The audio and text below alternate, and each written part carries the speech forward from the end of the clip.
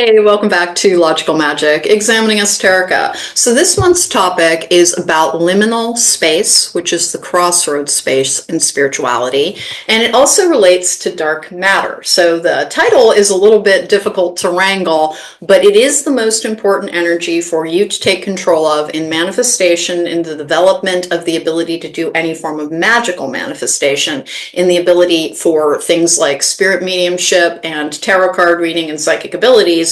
What people are really trying to command is what is called liminal spiritual space. In architecture, liminal spaces are waiting spaces or transitional spaces, and focus on the word transitional.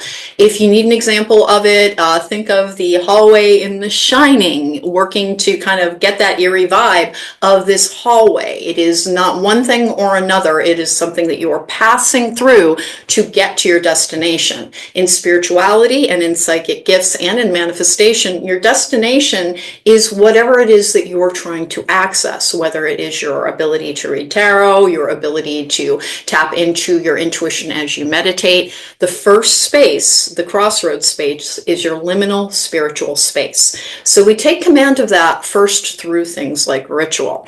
Let's get going on, and I will describe everything that you need to do. Every episode prior to this one has been a path through your shadow work to heal your trauma, to get you into alignment with your highest self so that you can manifest basically the life of your dreams or whatever it is that you're happening to try to go towards. If it's your life's purpose, if it's just your personal success, know that nothing ever judges that. Your beliefs are right for you. What you are called to is right for you. There is no...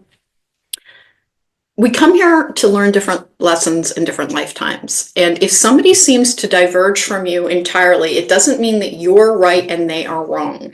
It means that they have a different lesson planned for this life. And that is the easiest way to approach it. And will you meet people who aren't here for any spiritual purpose whatsoever? Yes, you absolutely will. Some people might even say that's the majority of people. Let's get talking about where you can find me. At therisingmoon.com is the only way to book me for a tarot card reading, a life coaching session. I do help people develop their gifts if you're interested in that. I have a Patreon. It will be linked in the episode notes or the description box down below if you're watching the video versions of this on my YouTube channel, which is Tarot at the Rising Moon. Having completed all that work to try and help people heal from trauma, because trauma is incredibly common, and everything that works for complex post-traumatic stress disorder will work for post-traumatic stress disorder. It will just take less time. So 2 years of backlog episodes to help you get through that period, recognizing your spiritual influences, how to deal with them, reprogramming your mind, to be able to connect to the energy that you are trying to amplify in order to manifest. But that brings us back to liminal spaces in spirituality. If you've been following me for any length of time, you know that I do a bunch of different tarot decks and a bunch of different oracle decks at once. And it was because when I started doing this, since I am actually a science fiction girl, I did not grow up trying to go to Middle Earth. I was on the Starship Enterprise being make it so. That was absolutely who I was. I was a science-leaning human being. I still am to a lot of extent. So when a lot of things started to align after I started doing magic when I was in my late teens, I've talked a little bit about that. So I believed in both. And as I got older, I skewed away more from magic and didn't realize that I was still doing it. Started doing it again in my late 20s. Have been doing it pretty much my entire life. But when I started to do tarot card readings on a professional level, it became very clear that something was talking to me through the decks, and that it would give me information, that it was connecting me to that person's guides. And I use so many decks because the part of me that is so devoted to science and things being provable and understandable, and my logical centered brain, which is the only place that I really diverge from transcendental belief systems and philosophy, because they absolutely value the emotional and the intuitive over the logical. My biggest battle has been learning to value them in equal measure, and for a period in my life when I began this, I really put it through a litmus test of, is this consistently happening? Is there any way I'm superimposing meaning on this? Am I living my life to the outcome? So yes, I saw a butterfly and then I went to a butterfly garden. Does that mean that it was predicted? I really had a very rigorous standard around what would make me believe in this. And that's all I'm going to say on that, because if you've been watching me for a while, you've been following me for a while, you know that I've gone into that over the course of time, particularly if you follow me on my Patreon, then it becomes very, very clear something communicates through those cards. And what is that something? For me, it is a connection to the spirit of air, the advanced spirit of communication, also known as the Archangel Gabriel. All belief systems, all magic systems are based on invoking a power through its programmed name. And so that is why when you are reaching for things like the Archangel Raphael, even if you are outside of the belief system, you will still feel a return of that energy if your intent is aligned with your highest self. There is no way to have cultural appropriation within magic, because magic is the right of all living souls, and we do not, when we think about cultural appropriation, we think about our own genetic line within the earthly concept. And I'm not in favor of cultural appropriation. I'm not. It has a tendency to be more privileged societies taking the parts of a society that they like and wearing it as a costume.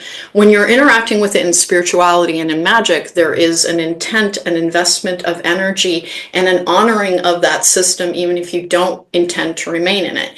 And you will always know if you do not have the energetic tie to it, because it won't work for you.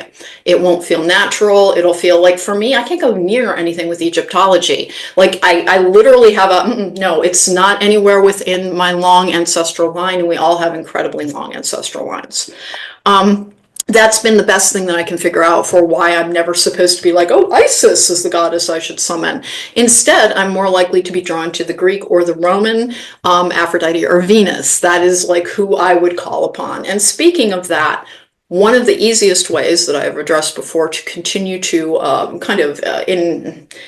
develop and have your magical and manifesting ability evolve is to learn more and more about different systems. So for a while I was working almost exclusively with the Hindu goddesses. I had to, because I was raised in the Christian church as an Episcopal, an incredibly liberal Christian church. And then I was sent to Quaker farm camp, which I think are the only two influences that went into forming my character. Both of my parents are narcissists. They were both incredibly neglectful. My mother prone to abandonment at a level that is truly, truly, truly concerning. But she's just a product of her own environment, and I don't actually hold her any ill will. I'm able to completely forgive my parents, even though sometimes I still struggle with just how badly I was damaged in my emotional response system. And that is inevitable. And it's also not a personal affliction. I do this for a living. I also am deeply interested in the world around me, so I do a lot of research, and I know it's all too common that people do not receive the things that would help them be the best version of themselves. Unfortunately, what I received would help anybody be the absolute worst version of themselves. And just, over the course of time, managed to give myself enough credit as a human being to be like, yeah, but nothing forced you to keep trying to get better, but you didn't anyway. And that is the truth of the matter, is that I can look at that saying that was all inevitable, and I take responsibility for anything that I did wrong. But I also understand that generational trauma is called generational trauma, and it's also the same thing as a generational curse, because it is cyclical in nature. Let's get to liminal space and how that all applies.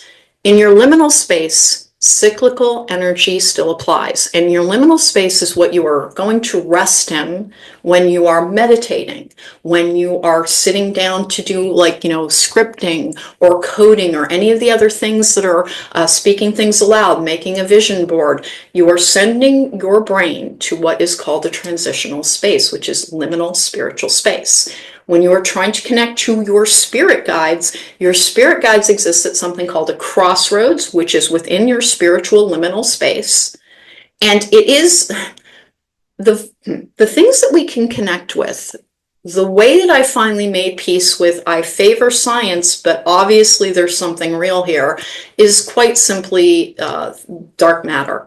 And that we don't have a fully advanced understanding of what dark matter is, but it is believed to exist and believed that we interact with it. It's at the center of gravity. You can look up about in physics and black holes, and I frankly am not well educated enough in real physics to be able to speak intelligently on it. So I'm just going to say my base level, working person's knowledge of physics make me understand that it's there is actually a scientific explanation, because we believe that there is dark matter, which never interacts with light. which is actually where the world unseen may also be.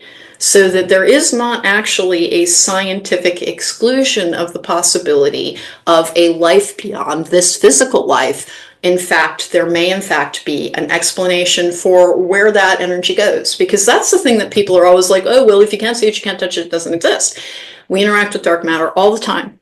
It is the percentages that I have read about how much of the universe is comprised of dark matter vary from 27% for all of space to upwards of 50% within the living world, meaning it passes through us all the time. So we are always interacting with unseen things that have physical value. That is what you are trying to sit in, is the space between that darker energy and the lighter energy, or the earthly energy and the spiritual energy. It is, in fact, a form of spiritual space. Okay, I had to cut that into two because, quite frankly, I needed to cough. So we're talking about sitting in that spiritual space, which is your liminal spiritual space, your spirit guides, which everybody connects to their spirit guides through something called their gatekeeper first. Like the person who holds the key to the door to the spiritual realm in that darker realm. You connect with that energy because we all need to be able to focus on one guide before we meet the many. And the many lie behind that door. But everything starts at the crossroads. And you are preparing, when you are healing your trauma, you are preparing yourself to sit in that space and be safe. That is what shadow work does. It helps you confront, are you prone to envy? Are you prone towards anger? Are you prone towards greed? Don't pick on yourself and think it makes you a bad person. Just know that it makes you a person. And that literally everybody struggles with these things. Literally everybody struggles with a darker aspect of themselves that they overcome, either through like positive experiences in their childhood, so that they have a reason to follow many of the rules of kindness and of conduct because they benefited from them. But people who did not benefit from those rules, people who were abuse victims, a lot of the people that I help, have a harder time sometimes easily staying within that space because they never felt the benefit of I follow these rules, I get these good results. And in fact, a lot of the people who are following those rules are following the rules of power structures, as I have spoken about before. Power structures, when it comes to magic, this is like, boy, one of these days they're going to brand me like heretic, but honest to goodness, if you look at every religion, they are performing a form of magic. Magic and ritual predate the Christian religion and a great many others. Rituals around invoking these powers that are out there, contained within you cross the liminal space and call it from the darkness. These are the things that help aid people. These are the things that help tie you to your own darkness. Part of the reason that you want to resolve your ego-driven trauma problems, which I've had them, so it's not a judgment of trauma problems, it's like, no, we all have them, is so that when you are in that liminal space where anything can reach you and you have to be careful with your choices. When you're sitting at the crossroads, you need to be careful with your choices. One of the things that all tarot readers have to learn, and one of the reasons it is so very difficult to read for oneself, is that our ego superimposes the meaning on it. Now, it's not necessarily a false meaning, it can be a different path. So you're pursuing one of money, you're pursuing one of lust, you're pursuing one of revenge.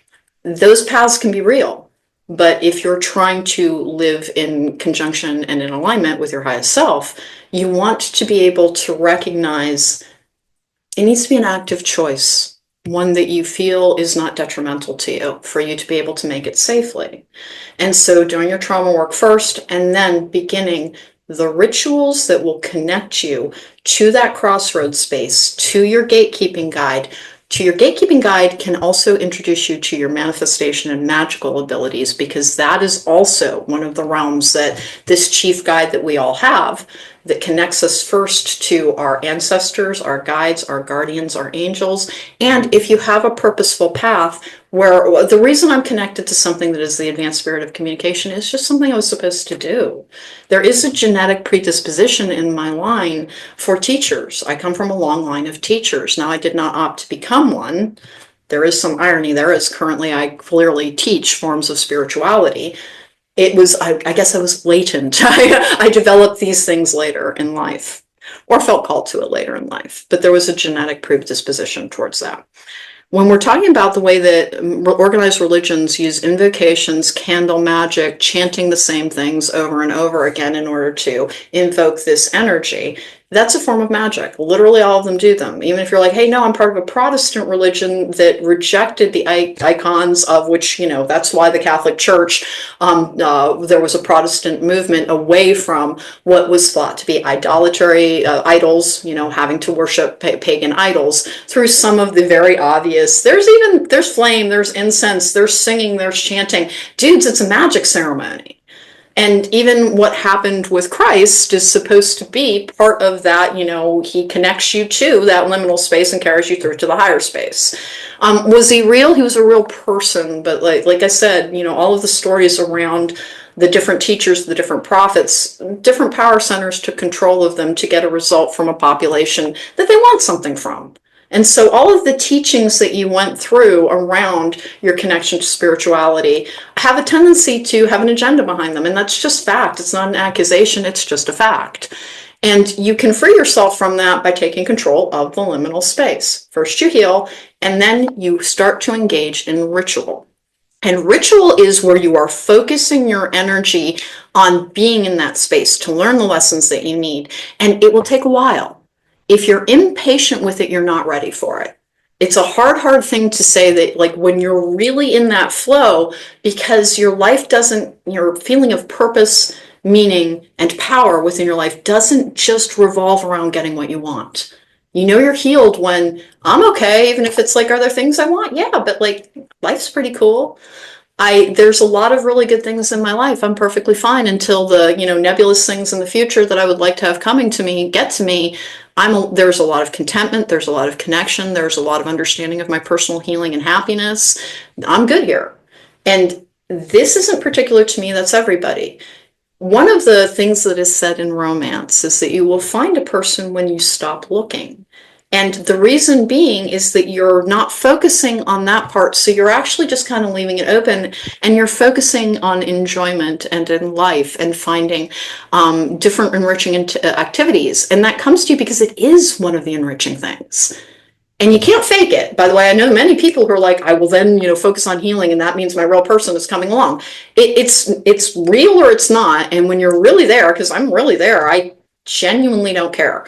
Would it be nice? It'd be nice to meet somebody that I understood and like we were good friends and et cetera, et cetera, et cetera.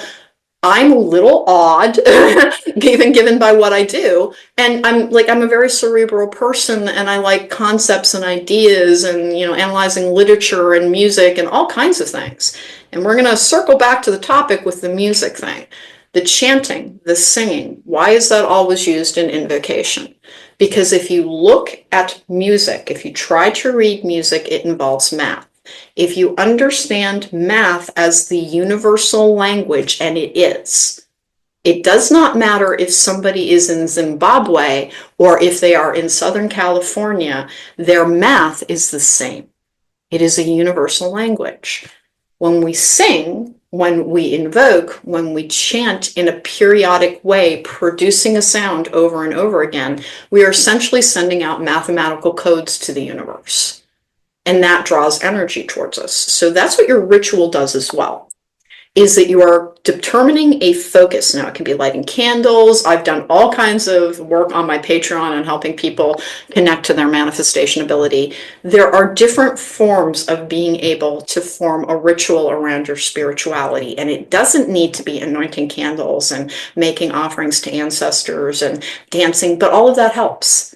But if you are called to something, if it is a yogic practice, if it is something having to do with chanting, understand that that is your access point to that liminal space from which you create everything.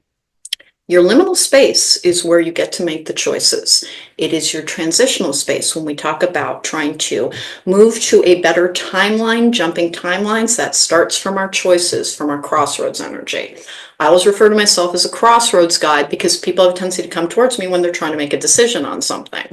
And it's part of the reason I have to be so very tied to things with higher intent, because if you're going to have that impact on somebody's life, it would be really good if you have a good intent behind it and not simply a personal one. And so that's why I opened up so much to spirituality, was I can do something and I can do it well.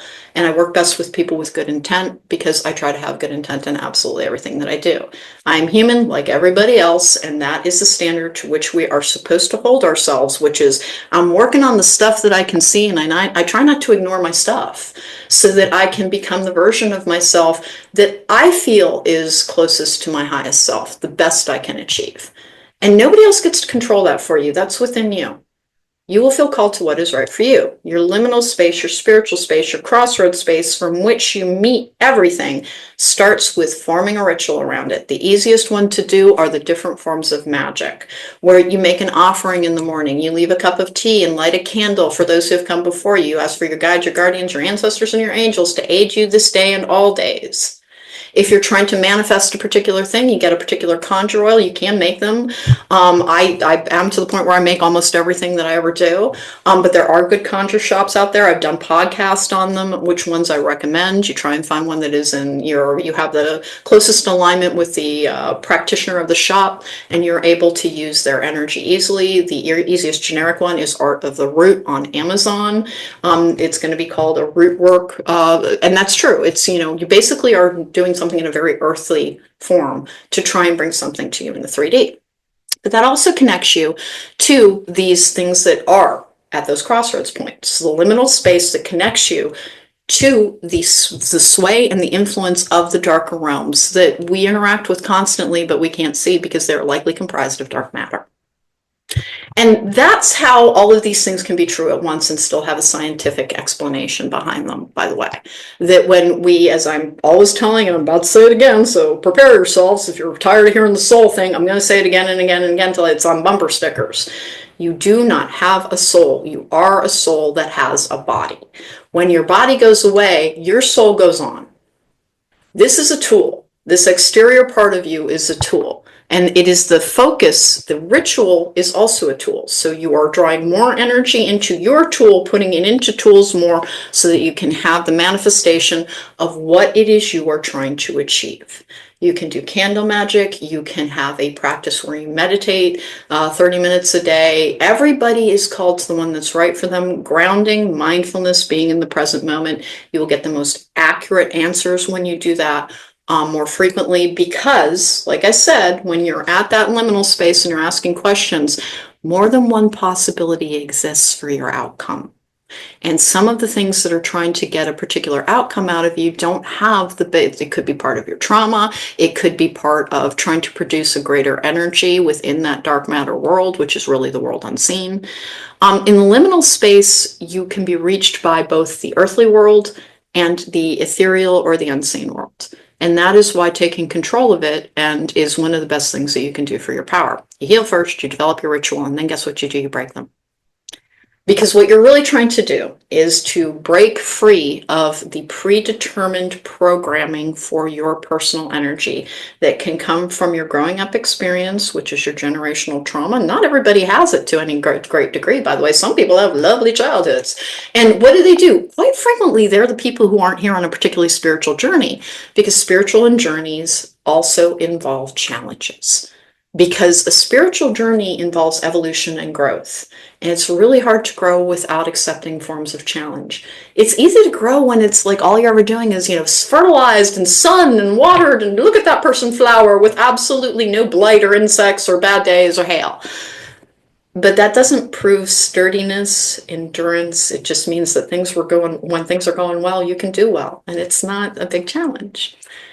The things that we overcome and then connect ourselves to our personal power, we're connecting ourselves to the most powerful person that we know, which is our highest self. So you develop all these rituals and then you periodically break them. You take breaks so that you are starting to have control of them. So if you've been doing a ritual, and by the way, if it's really hard not to, that is a red flag extraordinaire. If you're like, I can't not do my methods, my rituals, that is developed into a compulsive pattern, and that is a cycle. And it is a bigger reason why you want to break it. And that's how you take control of your liminal space, is first you heal, then you develop your ritual, and then you break it at your control. And at your control is probably the most important part of that sentence. Is it is at your whim, so that your energy goes into creating what you want, that you access that space. And what do you do when you sit down to meditate? You really do want it clear, because if you're hearing things, if you're seeing things, that can be an influence, unless you're like a really, like, no, I've been doing this a long time, I'm a really spiritual, healthy person. I really only get guidance from, I'm doing a very particular thing. It's not leading me towards self-aggrandizement or greed or, the nurturing of grudges or any of those things, which can all be, spiritual influences from that realm as well. And you always just have to remember that if you think of yourself as something that produces an energy that something else can feed off of, it makes it a lot easier to not take it personally. Because now I don't personally eat meat, but something suffers for like the food that I eat, because farm workers are not typically treated all that well. We do interact with suffering in order to sustain self. It is just unfortunately part of a living bargain. Is that it is, unless you're living off grid and making all of your own everything, and it's very, very hard to be just self-sustaining and never participating in the suffering of another person. And so the best we can do is the best we can do. So you form these rituals, and you are trying to connect yourself to this clear space, which is where you go when you meditate. It's where you go when you are putting an offering on an altar. It is where you are going when, as like things that I do when you're casting a spell, you're standing in this clearing zone between those two worlds, and you want to be able to invite things through all of the, think of them as doorways that surround that liminal space, that crossroads energy. You just want to open that door and that door, because I want healthy and nourishing things. I want love. I want this. But I don't want the influence of anger, of greed, of seeking power for the sake of power, which corrupts people to an unbelievable degree. It is part of the reason that billionaires, like, there's no satiety. They never feel like they've had enough. It's creepy. It's creepy how much people think they need. It's like, how deeply unhappy are you that you are just constantly trying to consume, and I need more and more and more and more, and I'll be fine when I'm Scrooge McDuck on a pile of money. That doesn't yield happiness. If that's the only way you know to feel satisfied, it is a never-ending need. So that is part of the reason that you get into conjunction with your highest self when you're in that liminal space, because anything can reach you, and the reason it wants you to produce a particular energy is that's what it lives off of. It doesn't have anything against you personally. If you're a big fan of bacon, there's a pig that died for that somewhere, and I'm not shaming you, it's part of the reality. I used to eat meat. I used to love it. I just got to a point where I couldn't, and it's everybody else makes the decision that's right for them. But we can't hide from the reality of where things come from and expect to live like a fully informed spiritual life. So, like, you don't hate that pig, right? You just want bacon. Like, it's nothing. It's not personal. I hope you understand what I'm trying to connect there, which is like the stuff that's trying to get you to do things. It doesn't hate you. It just wants bacon, and you happen to be the thing that'll produce it in the form of the energy that it wants. So that's why taking control of that space through determined ritual and practice is the best thing to do. And then in order to maintain control of that so that the ritual does not then become a compulsion in and of itself, you routinely and periodically break it so that you now have access to all of your own power at your own command. Spiritual practices, and it's called practice for a reason, are not meant to be forever in the same way. They are meant to be ever evolving. They are meant to be bringing you back something. It's not just something you give and give and give exhaustively. You are meant to receive in the ways that feel good to you. If you have plateaued, if you're not making progress, it's time to break the cycles around that and try something different. One of the things that a lot of belief systems have in common, and it's the thing that I tell people to go towards, where you're like, okay, I still want to feel connected, but I don't want to do all this ritual stuff. What can I do? Dance. It is the thing that has held throughout the ages of elevating your energy. And Psychology Today, if you go out there to Google and write the efficacy of dance on depression, or, in your wording, part of my problem is that I word things very, very differently than other people. The effectiveness of dance on depression might be it. You will find at least 8 articles. I know this because I did it the other day, because I wanted to send the client one of the articles I had read and was surprised for how long they have been putting this forward. If you look at most tribal practices, primitive practices, and those are the ancestors you're trying to connect to, because they got stuff done. They weren't working within these rigid societal structures where it was all about you paying taxes. They were working with, I know how to make a life that gives me what I want to survive. And in fact, I was so good at it that in the year 2025, there is somebody who has part of me in them. That's how good your ancestors were at keeping things going, even when stuff got rough. So, pardon me, I have allergies, it's spring. So that's what you're trying to do, is connect yourself to that hardy, resilient energy. Because that's what you really need in order to be able to get what you want done, is the resilience, the control, and the power. You establish the ritual so that you can take full control of it, and then you are your own gatekeeper. The concept of a gatekeeper in spirituality is first you reach that liminal space, and you find the person who's like, oh my God, you could get lost in here, come with me. And you're still, if you're not healed, going to be susceptible to these things that just view you a little bit like bacon. it's like I'm baking something out there. I'm a me-LT to something. We have to be aware of that. And your gatekeeper initially is the presence that connects you to the guidance of those that mean you best. But eventually, to be in full control of your personal power, you need to understand, I feel what's best for me. I feel what's best for me. And sometimes I have to say, no, I'm going to do this, or no, I'm going to do that, because I want full control of my personal power. Ritual and then breaking it. And then there is this weird story with, I did a whole podcast on ritual and how important it was. And I did it with my friend Bethany, and it disappeared off the face of the earth. And in Zoom, which I record these on, there is a folder that is created whenever you record a meeting, at least for me, because I'm recording on this computer when I do these. And not only was the recording gone when I went to access it the other day, the folder doesn't exist. I looked back through all the folders. I checked the date for when we did the podcast. It literally disappeared. And I couldn't figure out why until I realized that I had not talked about liminal space and its importance, because it's the crossroads energy we're always talking about. Liminal space is an important part for transition to different realities that you are trying to create. And that's all sounds very like, hocus pocus. Not really. If perception is reality, then what you are trying to do is change the perception of your life to something that is more within your control. And sometimes there are all these overreaching power structures that, like, maybe there's no real way for you to make a ton of money. How can you be happy regardless is what you end up looking for in that liminal space. And once you are freed from that power structure making you produce this resentment and anger, which is an energy it can also feed off of, the more that we focus on something, the more it has our power. And so, again, you focus, and then you take back control by saying, no more. When I need to do something, I will do it. When I feel called to do something and I feel called to do it, I will do it. But in between, dancing, the act of simply acknowledging your guides, your guardians, your ancestors, your angels, keeps you connected to that liminal space with the crossroads, that if you want to think of it as a rotunda that is surrounded by doors, that's the perfect way of thinking of it. It's a circle, and surrounding it are nothing but doors. And all of those doors can be opened when you're in that liminal space. But you have to choose your doors pretty carefully, because behind them lies the stuff that goes, you're bacon. And we have to be careful with that. And one of the ways that we avoid that is being aware of the ways in which ego can drive what we wish to perceive.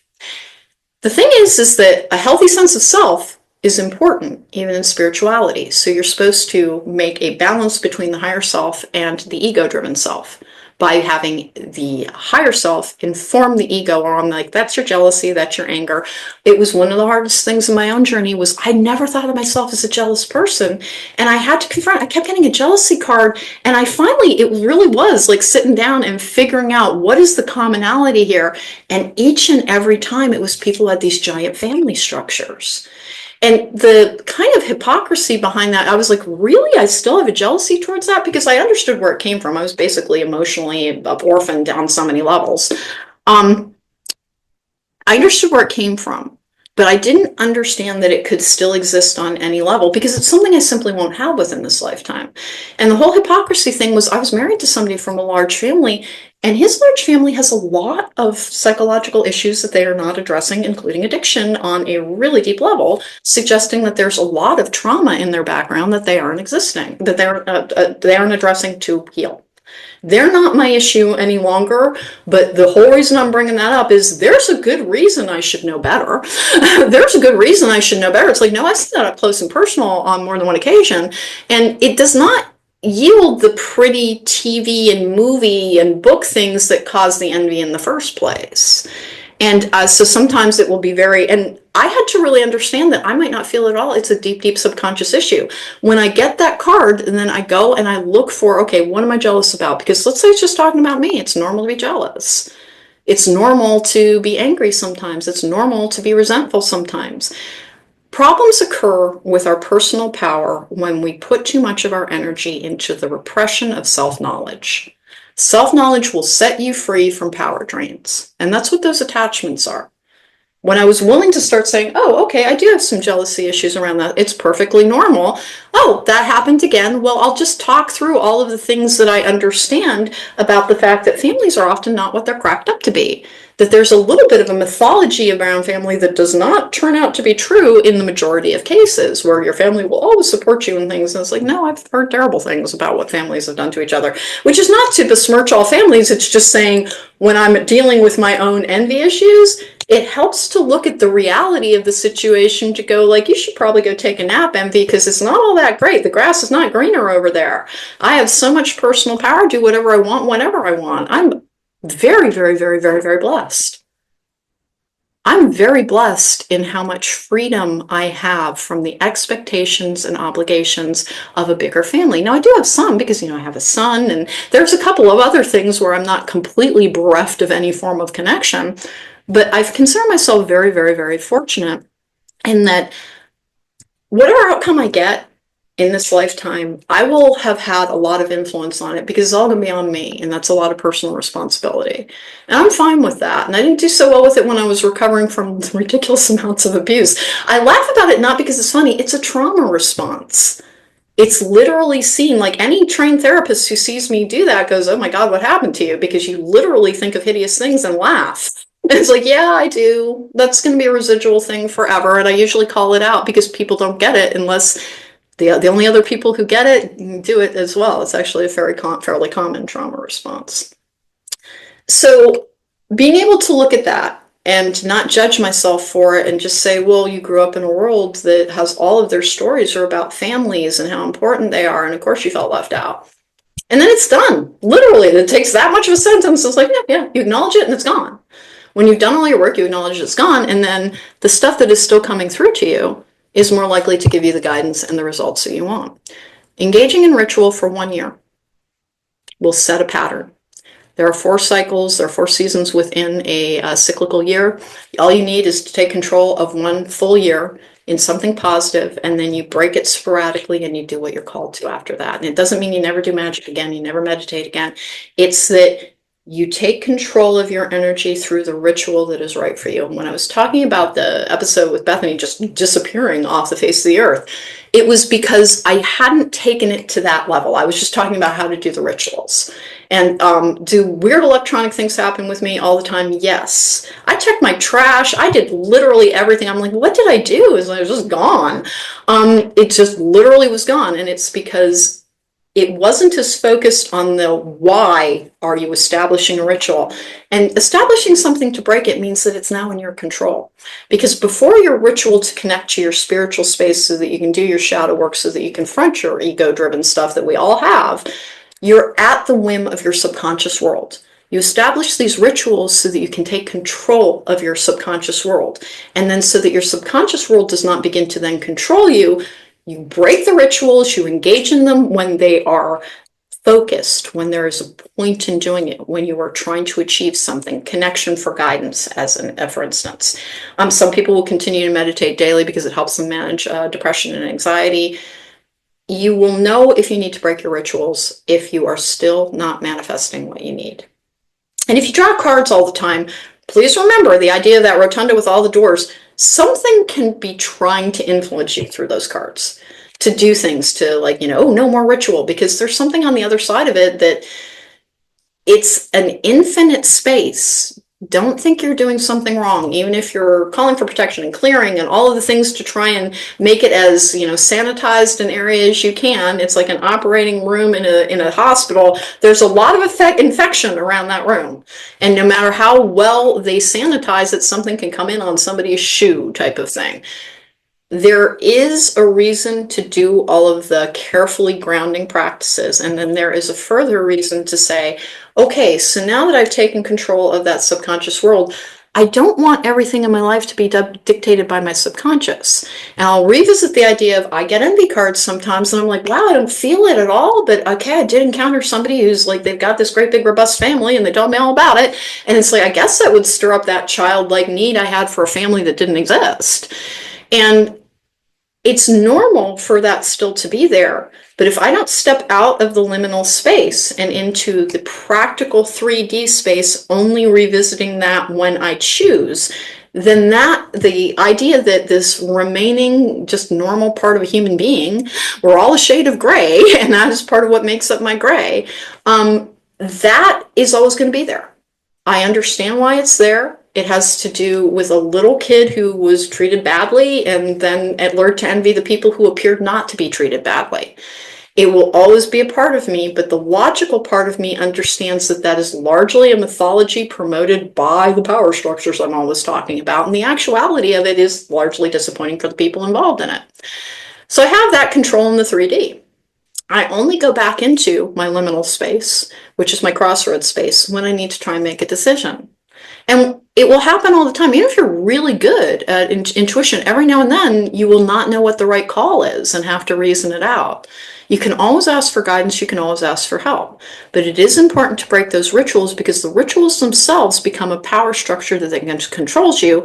Go and see what I just said about religion. The traditions and rituals can then start to take up so much energy and so much focus that you're putting all of your energy into holding up that structure instead of building the one that you want with your access to that space. I hope this has made sense to you. First, you heal. Go check out all the episodes before this. Doesn't matter what happened to you, if it was sexual abuse, if it was physical abuse, if it was emotional abuse, if it is neurodivergence that went undiagnosed so you didn't understand why you didn't fit in. There's stuff in the prior 2 years of weekly episodes to help you with that. There's something that will help you with that first stage. And then the second stage involves all of the work I've been doing with the law of attraction, which is developing the ritual to access your transitional space as you try to shift to a better reality in your thinking, in what you're experiencing, in what you're able to access, and what you're able to manifest. You develop the ritual, and then you take full control of it by saying, I'm not going to do it every day. I'm not going to do it on every moon. I'm going to do it when I'm trying to achieve something, so that I am the person who is the master of that particular space.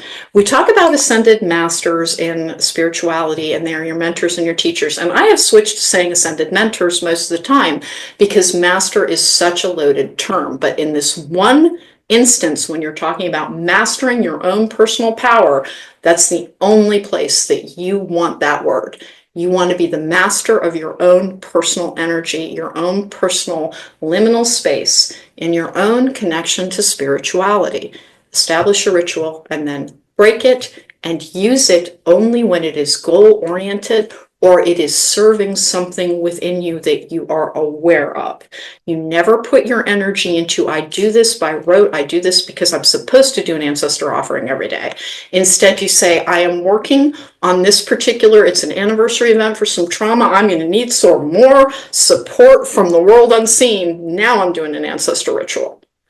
Know why you're doing it, and it is not simply to complete a compulsory or obligatory expense of energy towards holding up a structure. Every time you enter that particular space, you are doing it to get what you want out of it. And it is one of the last stages in stepping into your full achievement of power, which in a magical realm means you're no longer you're the most powerful you can be. Different people use different terms, and I almost just used one that's very magically related, and I just did high priestess is what I was going to say, but it's so incredibly gendered that it's that, by the way, takes about 5 years of focus on something, but it is so that you can become your own.